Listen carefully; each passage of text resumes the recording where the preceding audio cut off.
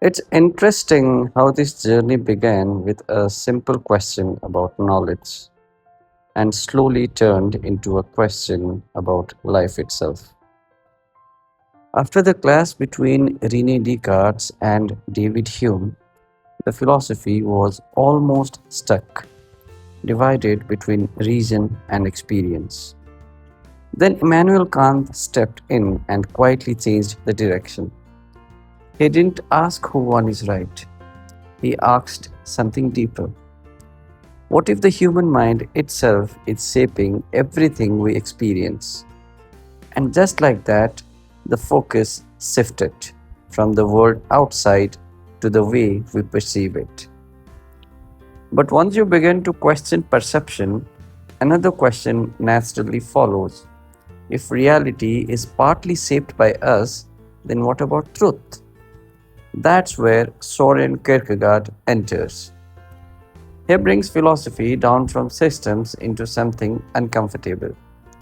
Truth is not just something you understand, it is something you live. And once truth becomes personal, the ground beneath morality starts to shake. Because if truth is not fixed, then what happens to the values?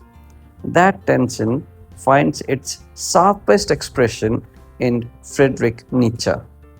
He looked at a world where old beliefs are fading, and instead of offering comfort, he asks a difficult question: who will create meaning now? And his answer is not comforting either. You will, not by following, but by becoming.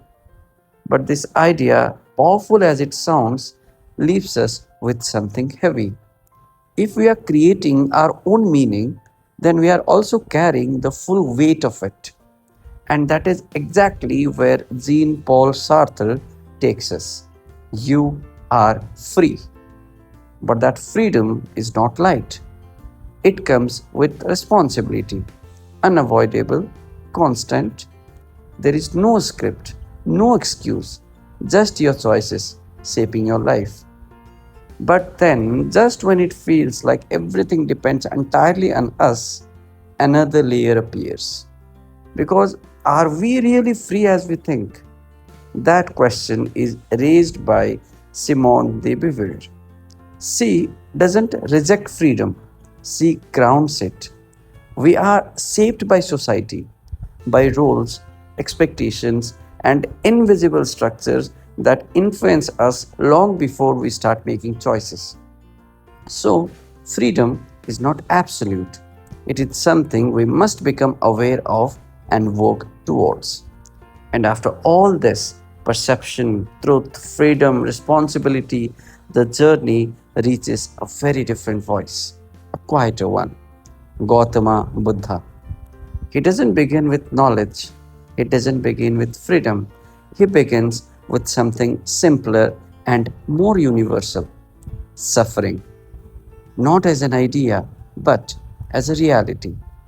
And instead of asking what is truth or what is freedom, he asks, why do we suffer? And the answer is surprisingly close to us because we hold on to desires, to permanence, to things that are constantly changing. And in that attachment, we create our own unrest. So instead of controlling life, he suggests something quieter: understand it, observe it, let go. And just when it feels like the journey has slowed down, it becomes even softer because Lao Tzu take it one step further. He doesn't ask us to fight suffering. He asks, why are we struggling so much in the first place? Through the idea of flow, he suggests that life is not something to be forced, not something to be constantly controlled, but something to move with, like water, effortless, adaptive, quietly powerful.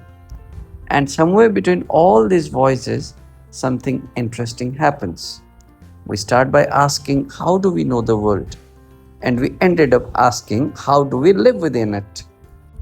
Not with a single answer, but with different perspectives. The mind shapes reality. Truth becomes personal. Values must be created. Freedom brings responsibility. Society shapes us.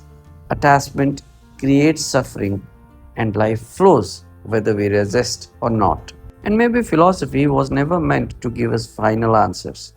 Maybe it was always meant to do something simpler, to make us a little more aware of how we think, how we choose, and how we live.